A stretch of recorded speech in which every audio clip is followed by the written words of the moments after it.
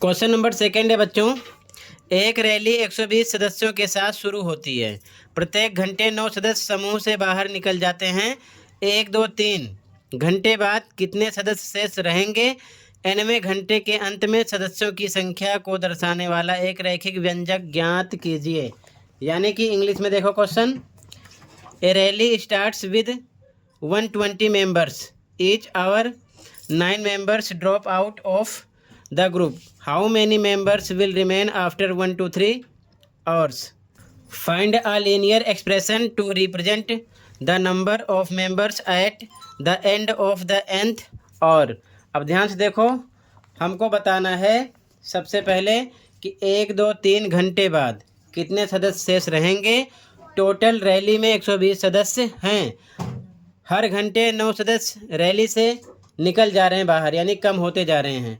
तो फिर से मैंने सेम 2 पार्टीशन कर लिया। यहाँ पर देख सकते हो 2 बॉक्स बना लिया। ठीक है, यहाँ पर लिखा टाइम इन और हिंदी में समय घंटे में। ठीक है, सेकंड बॉक्स में नंबर ऑफ मेंबर्स यानी कि सदस्यों की संख्या। ठीक है, अब ध्यान से देखो, सबसे पहले आपको समझना ये है कि टोटल सदस्य कितने हैं, 120 हैं। ठीक है, तो पहले घंटे के लिए आप बनाओगे तो ध्यान से देखो कैसे लिखोगे।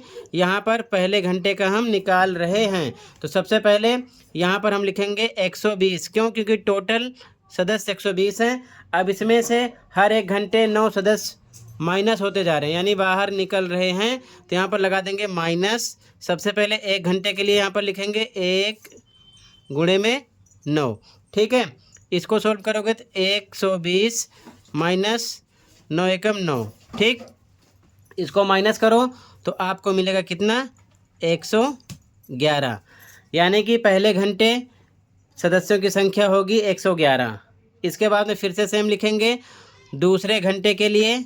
यहाँ पर सबसे पहले 120 लिखेंगे, 120 माइनस, यहाँ पर 1 है तो यहाँ पर 1 और की बात हो रही थी, यानी एक घंटे की बात हो रही थी। यहाँ पर 2 की बात हो रही है तो 2 लिखेंगे इंटू कितना, 9।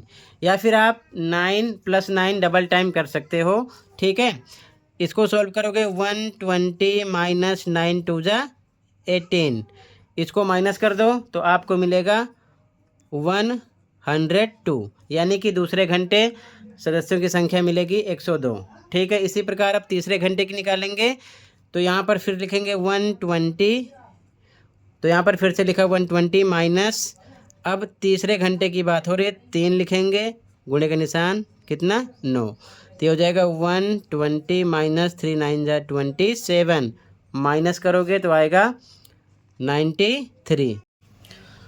तो यहाँ पर आपका इसी प्रकार से 4 5 और का भी निकाल सकते हो, यानी कि 4-5 घंटे का भी निकाल सकते हो। बट ये आपका आंसर हो चुका है। ठीक है, इसके बाद में हमको बताना है nवें घंटे के अंत में सदस्यों की संख्या को दर्शाने वाला एक रैखिक व्यंजक यानी कि लीनियर एक्सप्रेशन आपको लिखना है पहले क्वेश्चन के जैसा। ठीक है, तो ध्यान से देखो, यहाँ पर आप चाहो तो 120 में से डायरेक्ट 9 माइनस कर सकते हो पहले घंटे के लिए।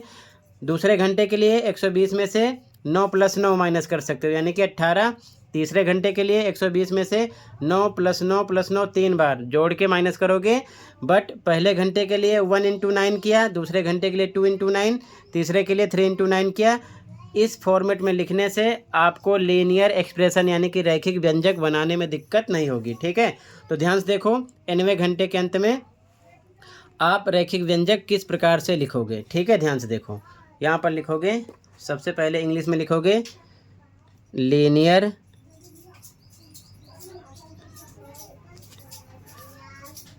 एक्सप्रेशन। ठीक है, फॉर nth, यहाँ पर और की बात हो रही है।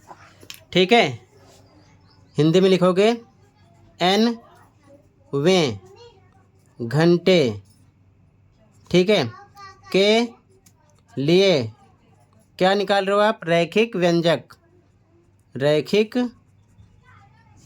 व्यंजक। ठीक है, या फिर रैखिक समीकरण। अब ध्यान से देखो कैसे लिखोगे।